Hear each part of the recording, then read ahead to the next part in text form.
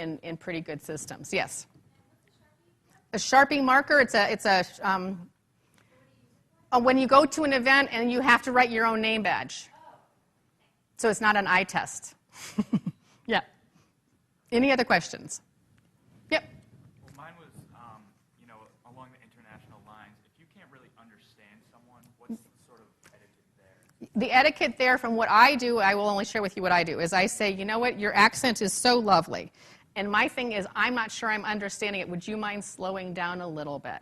Or would you mind, one of the things I find from people who don't speak English and fluently is they talk softly. Now, because I've lived abroad, and I usually say, if you have international experience, offer that right up.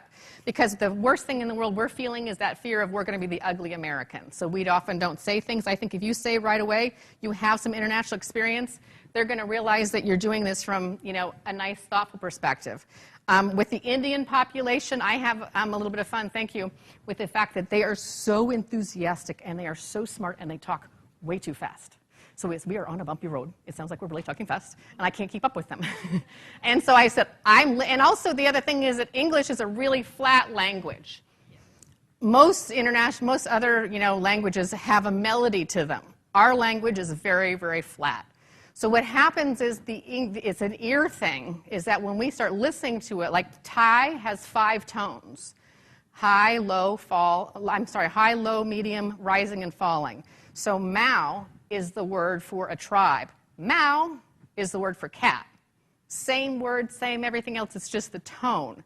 So what happens is in the international community, our English ear starts listening to the song, and we're like, oh, this is such a pretty song, and we're not even kind of aware they're actually speaking English, but I'm listening to the song. So I just say, can you help me out here? I really want to understand this. So. I think it's also up to the international person. We had this discussion. I spoke with EMC engineers. So who's the person who said toes? Here, you get a prize.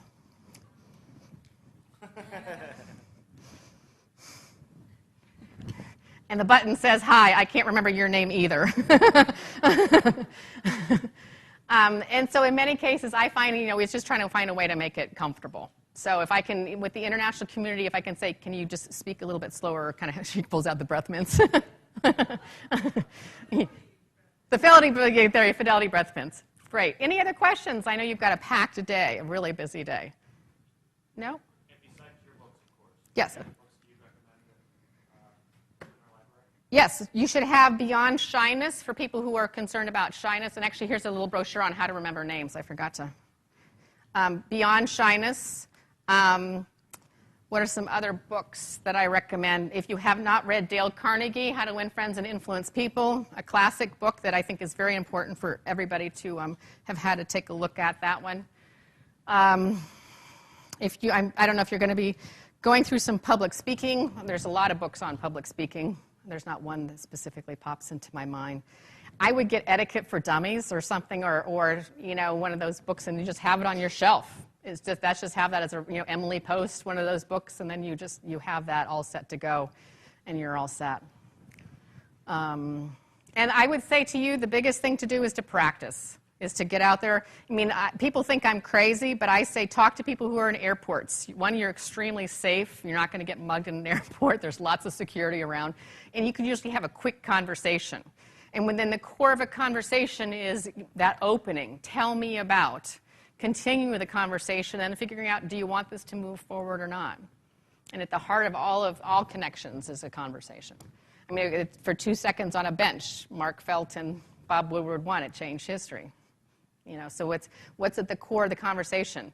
But I think it's so tough when you're in this Rolls-Royce Maserati moment and you're trying to sound intelligent. You are nervous, and then you kind of, hiccup.